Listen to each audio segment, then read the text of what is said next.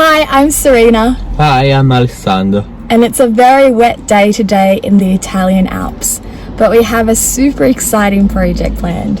We're gonna go and start renovating my family home up in the Alps, close to a ski area, which is called Corteno. It's around about 800-900 meters above the sea level, and it's been built in the roughly in the late 80s with my parents and my grandfather and few tradies working around the properties. So the house haven't been touched in over probably 30 years, so it's pretty out to date. Yeah. So we're gonna give it a freshen up. Okay, let's go.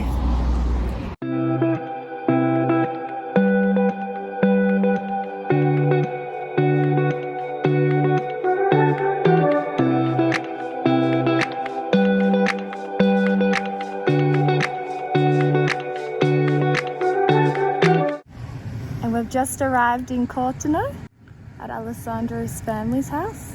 Now we're going to walk up 3 floors and show you the apartment.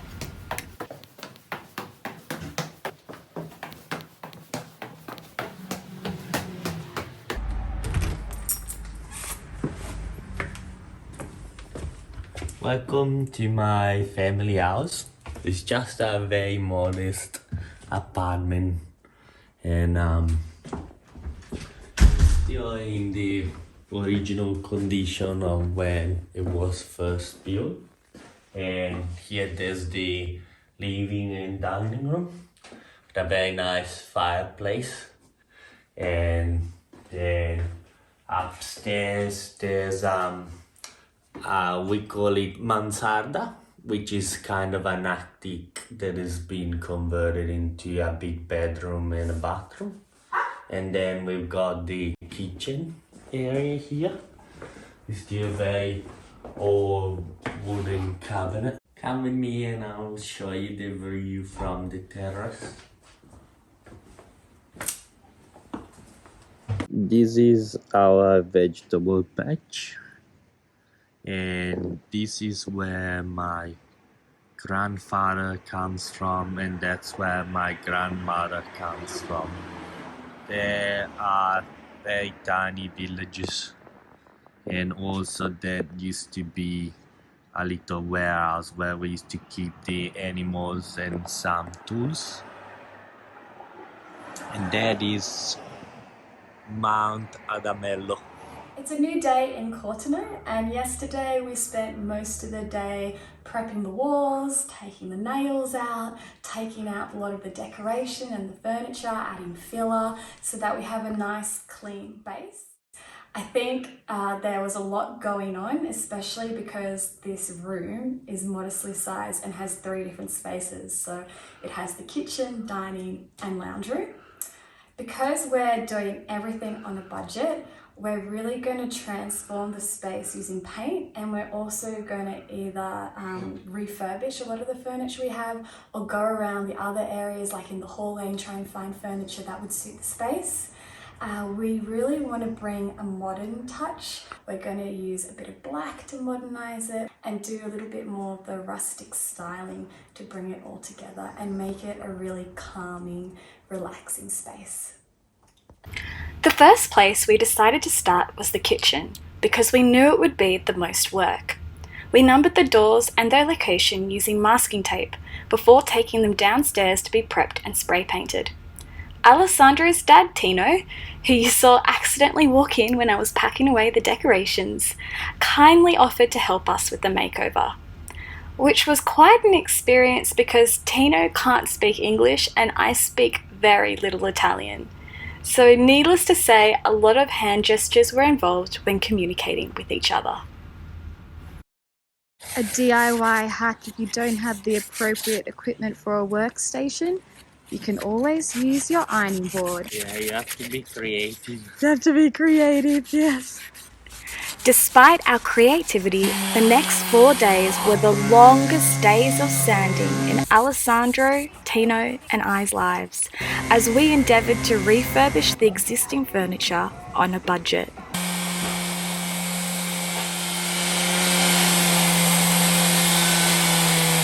Whilst Ali and Tino were downstairs sanding, I gave the tiles in the kitchen a good clean using Scrassatore.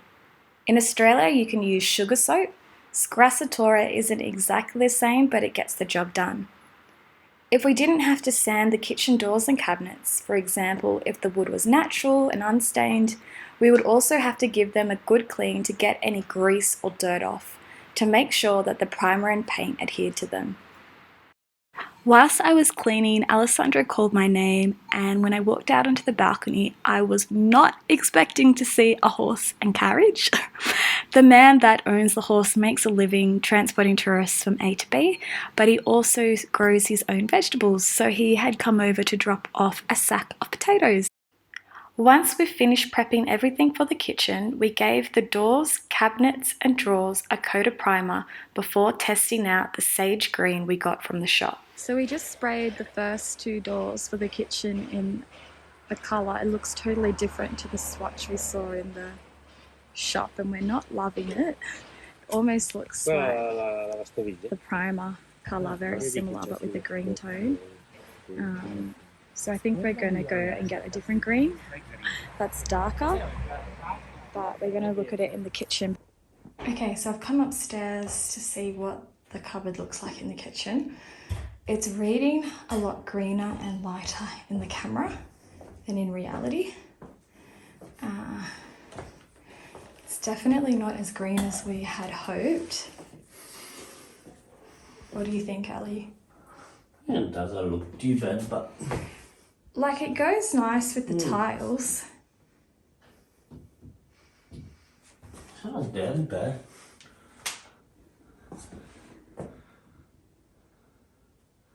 It's actually pretty good. You like it? I don't mind it. We decided to trust our gut, went back to a different paint shop and purchased the patio green, pictured here. Tino wisely said to me that there were other parts of this makeover that we were really happy with, but the kitchen was more, we liked it, but we didn't love it. So in the end, we were really glad that we stuck with our vision and went for this green. It was the better option because the other paint had a grey undertone, whereas this was definitely a green, and we wanted to add a splash of colour to the space to create visual interest. In contrast to the green, we painted the hardware and knobs on the kitchen doors black and sanded back the kitchen bench tops to add warmth to the space. We also applied 2 coats of white paint that can be used on tiles to the kitchen splashback before reinstalling the kitchen cupboards and cabinets. The first big design decision we made in the lounge room was to paint the staircase black. It's one of the first things you see when you walk into the space, so we wanted to highlight its sculptural form and really make a statement. Alessandro began by removing the screws that attached the wooden steps to the staircase, and I numbered the steps using masking tape before removing them. Some of the steps were attached to the wooden railing and couldn't be removed, so we taped their edges so as not to get paint on the wood.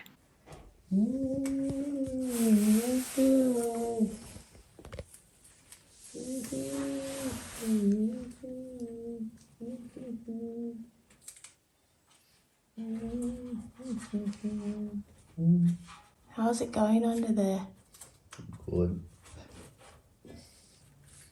It's in a very nice position.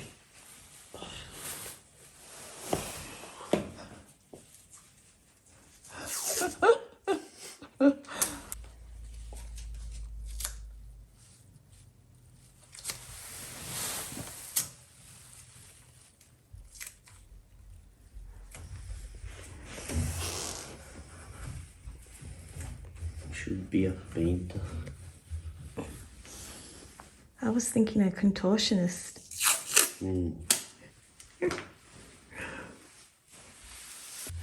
And how tall are you trying to fit under the stairs there? More 6'3". Once we'd finished taping, we painted the base a matte black, and we were extremely happy with the result because it added a sculptural quality to the staircase whilst drawing the eye up. Sì, questa cosa con l'olio fai col pennello, no? Il tocco. Sì. Ci giù un po' di bianco.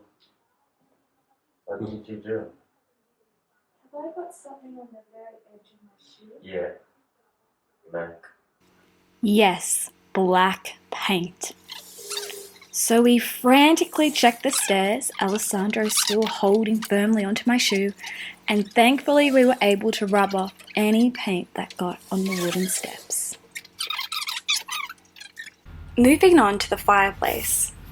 We decided to add stone to the fireplace to give it a rustic vibe and create a cozy atmosphere. Initially, we'd planned to use natural stone tiles in the fireplace, but we were concerned that the gyprock on the chimney wasn't going to be strong enough to hold their weight. Instead, we opted for a lightweight ceramic tile that mimicked the look of stones.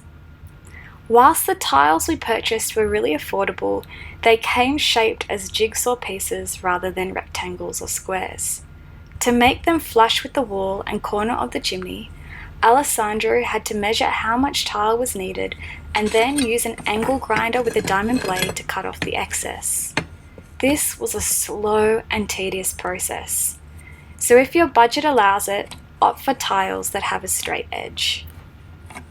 There's another tool to cut tiles that you can use it, but I'm not a professional tiler, so I don't have it.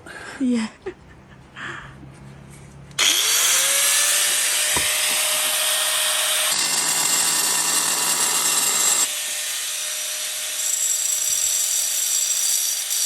Where the tiles met at the corner of the fireplace, we added a strip of aluminium metal so that the join looked clean and tidy.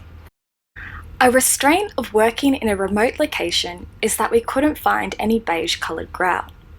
Unable to delay the project any longer, we used a beige silicone to disguise the jigsaw pattern of the tiles instead, and it worked like a treat. It's not dry yet, but this is what from about here up looks like with the silicone, and this is what it looks like without. So you can see it makes a huge difference. To create a consistent look, we decided to paint the 3 chairs in the dining room the same matte black as the stairs, but first we gave them a light sand. It's like an adult movie. Thank you. Thank you very much. Are you sure Little mine. you wanna put it in? You wanna put it on the video? On what? Huh? What did you say? Are you sure you wanna put it on the YouTube? I'll add some music to it.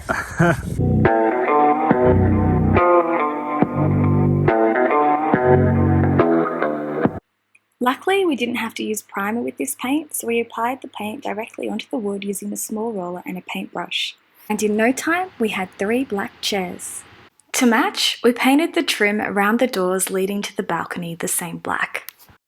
Alessandro and Tino carried the dining room table the chairs sat under downstairs and sanded back a small section of the stain to see what colour the wood was. Vernice è solo It's really nice. eh? I like it more than this. You can see even more of this. The green. Yeah, it's really nice. Then the unthinkable happened. I walked into the corner of this open window, resulting in 3 stitches and me wearing a massively oversized bandage to protect the wound for the rest of the video. I feel really ridiculous. Whilst Ali and I were at the hospital, we left Tino the sanding machine behind to finish sanding the dining table and coffee table.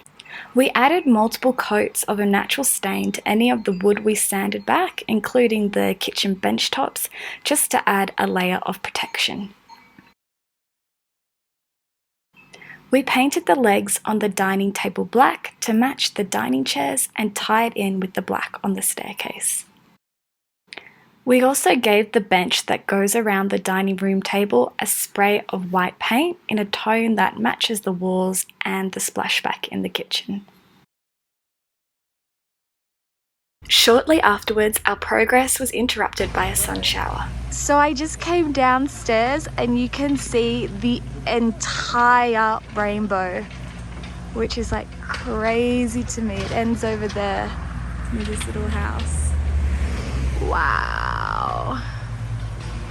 Using wood we found in the shed, Alessandro added 2 wooden shelves in the living area and a jacket hanger in the entrance.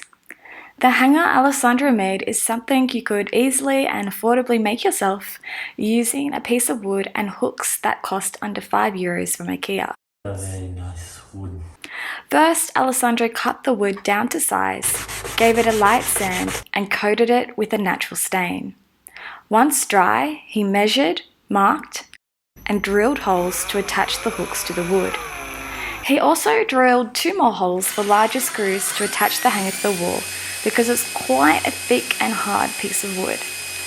So that the alignment was right, he used these holes as a guide to mark the wall and then drilled 2 holes before inserting wall plugs to screw the wood to the wall.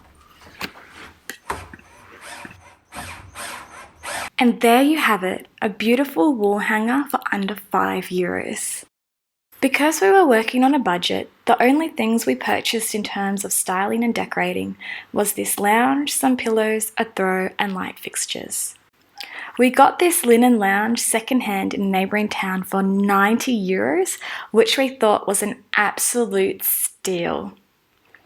An extra challenge in this makeover was that we, and when I say we, I mean mostly Alessandro and Tino, had to carry a lot of the furniture up and down 3 flights of stairs.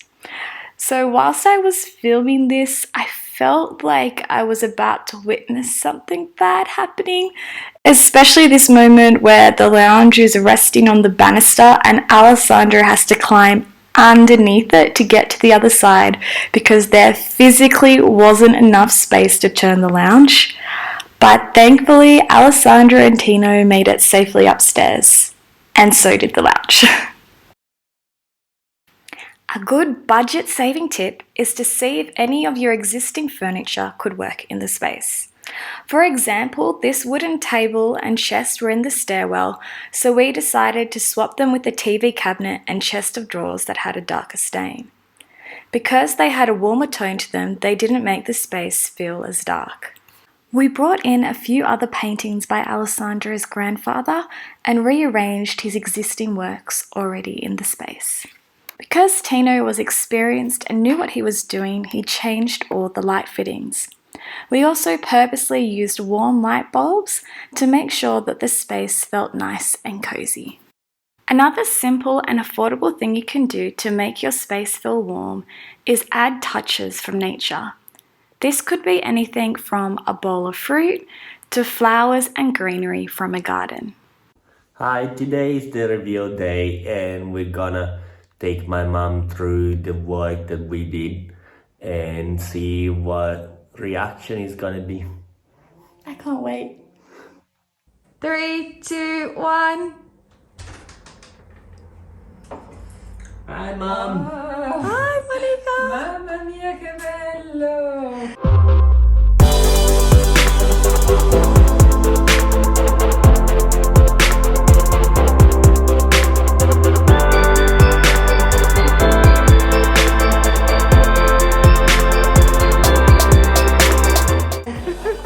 Una bellissima trasformazione, complimenti, che bravi che siete. Guarda il quadro del nonno, proprio sta benissimo qua, è proprio il suo posto. La macchina da cucire della nonna, della mamma del Tino, bellissimo. Siete stati proprio bravi, una trasformazione, non avrei mai detto una cosa del genere, proprio bello.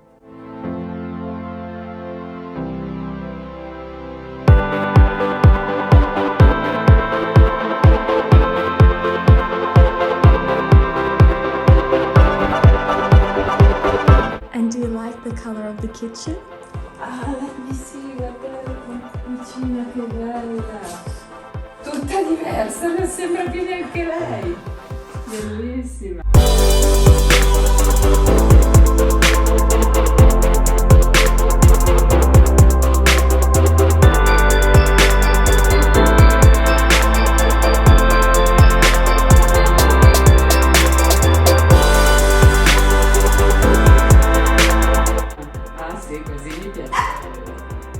proprio bene.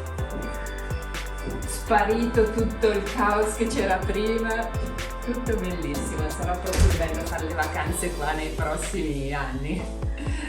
Bellissimo, grazie, siete proprio stati bravi, bravissimi. Grazie amore.